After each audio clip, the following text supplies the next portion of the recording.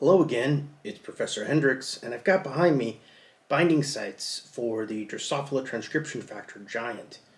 GIANT is a regulatory transcription factor that is involved in anterior-posterior patterning in the early fruit fly embryo. Now I'll tell you later where I got these binding sites, but when we look at what the motif looks like, it's often represented using these sequence logos. Now as you can see here, the height of each character corresponds to essentially how frequently that particular character or nucleotide occurs, or more precisely, it describes the information content of that position of the motif. And in this particular representation right here, we have our frequency matrix, which I introduced previously as a count matrix. It's essentially the same thing.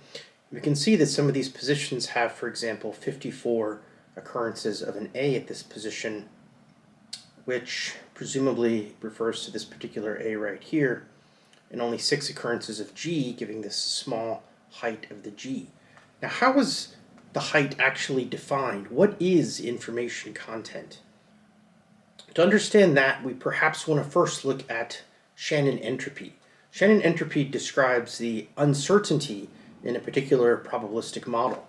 In this case, I'm looking at one of my background frequencies. So this is P sub B, describing single nucleotide probabilities for each of the 4 nucleotides. And this particular quantity is the Shannon entropy of that probability model. And it is maximized when the probability P sub B is equal to 1/4 for all nucleotides A, C, G, and T. If we work that out, you can see that if I take the 1/4 log base 2 of 1/4 and sum it 4 times, I get 1 times log base 2 of 1/4. And then there's going to be a minus sign out in front. But based on the properties of logarithms, and based on the fact that 1/4 is equal to 1/2 squared, or 2 to the negative 2, and given that we can bring down this power in front of our log here to get minus 2 log of 2, and given that this was log base 2, I guess I forgot the subscript on this one, but this is log base 2 of 2 is 1, giving us minus 2 times this minus sign gives us a maximum entropy of 2 bits. We can also compute the Shannon entropy for our motif model. And so in this case, we're using these position-specific nucleotide frequencies, F sub bi, that are described by a matrix of probabilities. I showed a matrix similar to this before in a previous video, and it would look something like this, where the rows correspond to the 4 nucleotides and the columns correspond to the different positions of the motif. Shannon entropy describes the uncertainty in the probabilistic model. So higher Shannon entropy means more uncertainty. And the way I look at information content, it's kind of like a reduction in entropy, meaning if you have more information, you have less uncertainty about that thing. So similarly, we can view information content as the reduction in uncertainty, or the reduction in Shannon entropy. So normally when we look at a change, it's final minus initial. So with our final being our position-specific motif model defined Shannon entropy, and our initial being the maximum entropy defined by our single nucleotide background model, delta H is going to be HI minus H max. But this would describe the change in entropy. If we want to look at the reduction in entropy, we can put a minus sign there and see how much does the uncertainty decrease. And if we define R sub I as the information content at position I, we get negative delta H equals H max minus H sub I. For a particular motif logo, and this is looking at an example of the human heat shock factor motif, we can see that the height of these really exact characters corresponds to 2 bits. So we can actually use Python to calculate entropies. Just as a quick example, I could say go into Python 3 and say from math import log. And I could see, for example, what is 1/4 times log base 2 of 1/4. That gives negative 0.5.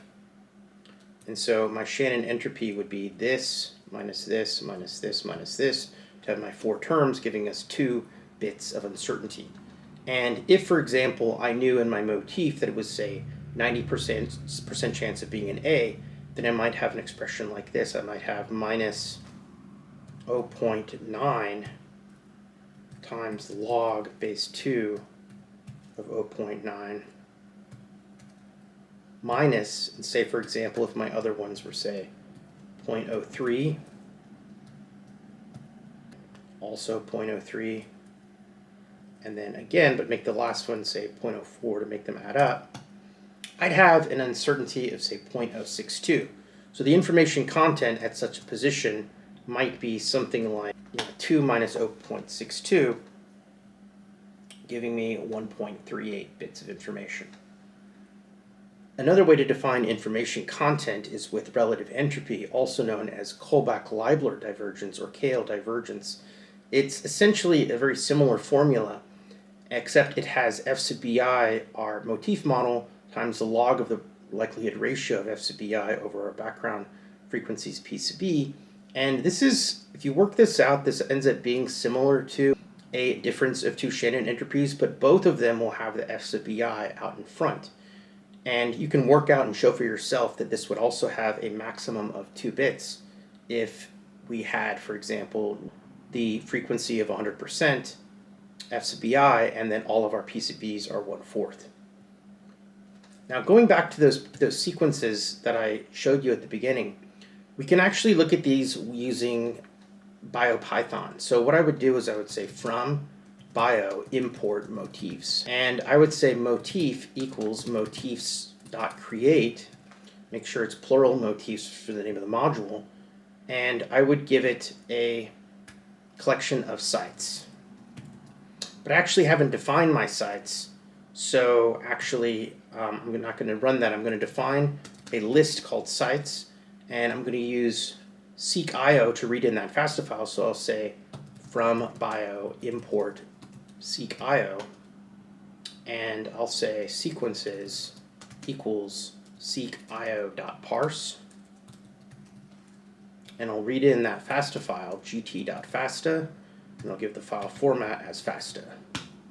And I can loop through these sequences by saying something like for record in sequences,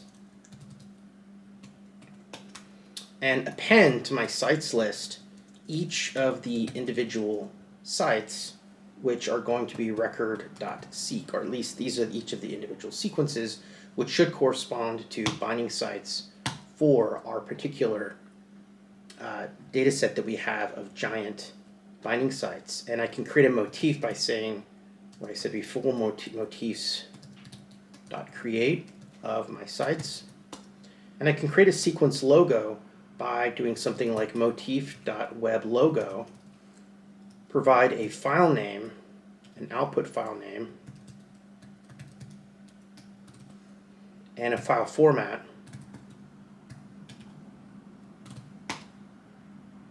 And it's finished. If I open up this particular logo that was created, we can see that the information content is really low. So what's actually going on there? The problem is that I haven't actually defined the instances of these binding sites. These are the full-length sequences, and I need to use some sort of motif discovery tool to find the actual motif sites. One way to do that is with mean. So mean is a program that uses expectation maximization to discover motifs from a particular set of biological sequences. A couple of options that I want to point out.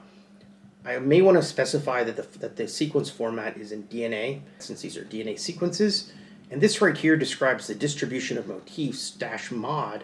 And there are 3 options: OOPS, which is 1 occurrence per sequence; ZOOPS, which is 0 or 1 per sequence; and ANR, which is any number of repetitions in our sequences. We're only looking for 1 motif, so we may want to specify -n motifs of 1. There's other options we could specify. For example, we could either look for just 1 specific motif width, or in other words, the length of the motif, or we could specify a minimum and a maximum to give a range. So let's try this out. I'm going to type mean gt.fasta.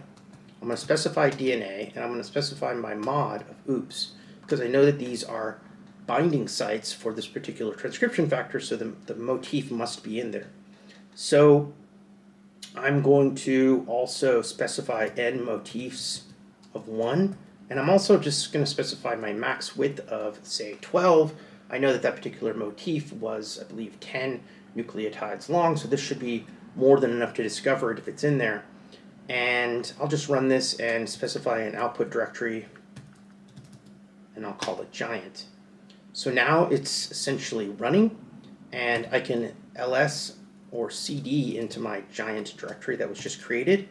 And you can see that there is a meme.txt file which has a detailed text description of this program. It also has a reference to the publication by Bailey and Elkin from 1994. It's actually a really amazing paper. And I have this sort of text-based representation of the Motif logo. We can see the height of the information content goes up to 1.7, and that's pretty good. We can also see what the multi-level consensus is. That provides the most frequently occurring sequence and other suboptimal characters. And I also have other information about the output. In particular, right here, I have my width of my motif, an e-value which describes if getting a motif this good by chance, and I can also see that the relative entropy, the information content in this motif, has a total of 11.5 bits. So that's pretty good. Furthermore, there's also this logo1.eps file right here. And if I open up the sequence logo, I can see that this looks pretty similar to the motif that we saw on the JASPAR database. We have this actually palindromic motif, TTACGTAA. And if I look at the JASPAR database website again, it pretty much directly matches up. But one thing that I didn't tell you is I actually got those sequences from the JASPAR database. So why didn't I actually see a motif? The problem was that I downloaded this file that says FASTA file, and it has this file you can see in the lower left of my screen, MA0447.1 sites. Now let's take a look at that file. If I open up that file on my computer, I can see that it actually contained more information than what I was originally showing. This JASPAR sites file actually has the binding sites in uppercase characters and the other parts of those sequences in lowercase characters. But I actually modified the original file to be in all uppercase characters, and I changed the names of each of the input sequences. So I essentially hid that information. But there's actually a BioPython way to read in these specific sites file from JASPAR. What I can do is I can say from bio import motifs, and I can say motif equals motifs.read, and also provide a file handle for that particular sequence file, MA0 and so on .sites, and tell it that it's a sites file by putting sites in quotes. So that seemed to work. Two things I want to point out. One, this is motifs.read, not motifs.create, which is what I used previously. And two, I actually had to provide a file handle, i.e. the output of the built-in Python open function when reading that file in order for this to work. If I create my motif logo again with web logo command, and I'll call this giant motif2.pdf and specify the format as PDF, I get a valid output. If I look at this logo, I can see that the result is very different from before.